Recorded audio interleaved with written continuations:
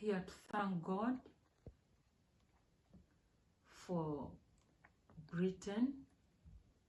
I thank God for this great nation which God chose, and I'm grateful to God for the nation of Britain. Since 2012, when I came to Britain, 2012, I was in Britain and I'd come to visit. I came on a visit visa. And when I came 2012, Her Majesty the Queen, may God rest her soul in eternal peace, she was the Queen of England. And I just loved her. I just fell in love with that Queen. The way God used her all over the globe, and her love, her kindness touched my life in Uganda. So when I came to visit in 2012, God spoke to me to begin to pray for England in a new way. So I started my prayer in 2012 in the home where I'd come to visit. Actually, I told them, please, can you take me to town? And we walked in town. And as we went in town, that day was the birthday of the Queen. And I picked a flag.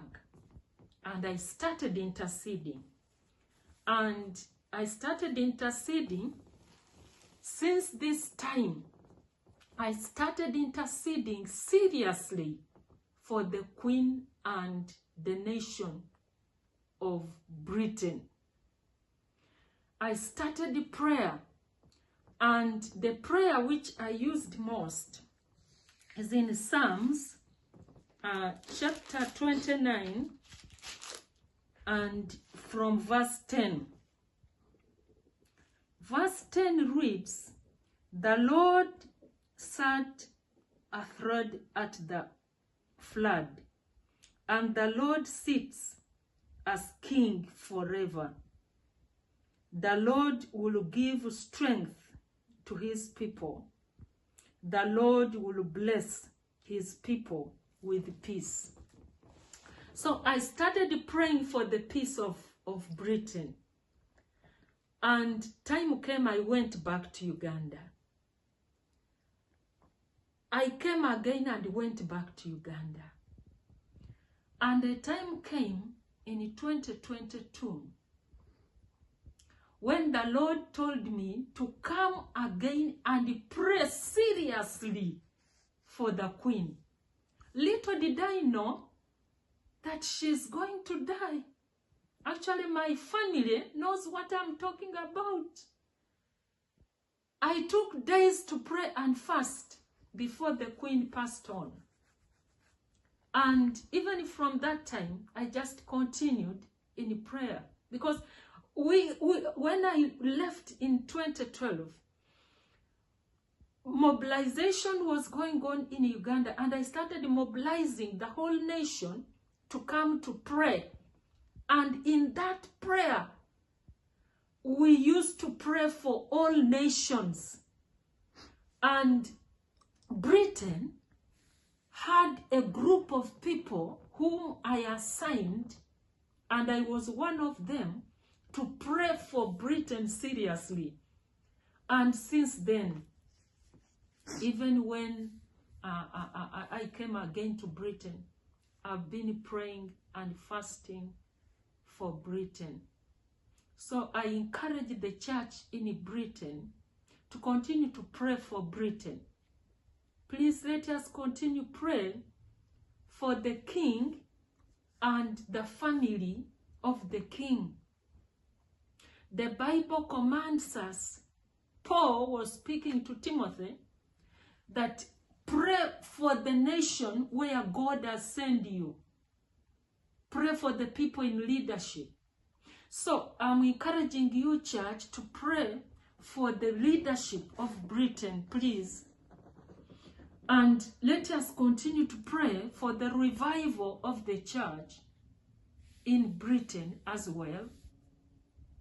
So, as we continue to pray, let us also pray for the Parliament of Britain. We pray for wisdom. We pray for understanding. We pray for the Prime Minister, that God may lead them as they lead this great nation. Thank you very much, Britain, for opening your gates to people who were in need. And indeed, you have done a great job. Thank you, and I commend you for that. So, prayer, as I told Ugandans, prayer is not just murmuring words.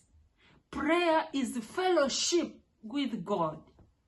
So, in prayer, as we continue to pray, in other words, we continue to fellowship with God. And as we continue to fellowship God, remember, in fellowship, that's where people know one another. So in fellowship, we come to know God in a greater and better way, which will lead us to pray effectively. God bless you, Britain. As I continued to pray for Britain, actually, last year, I entered prayer and fasting for 3 days.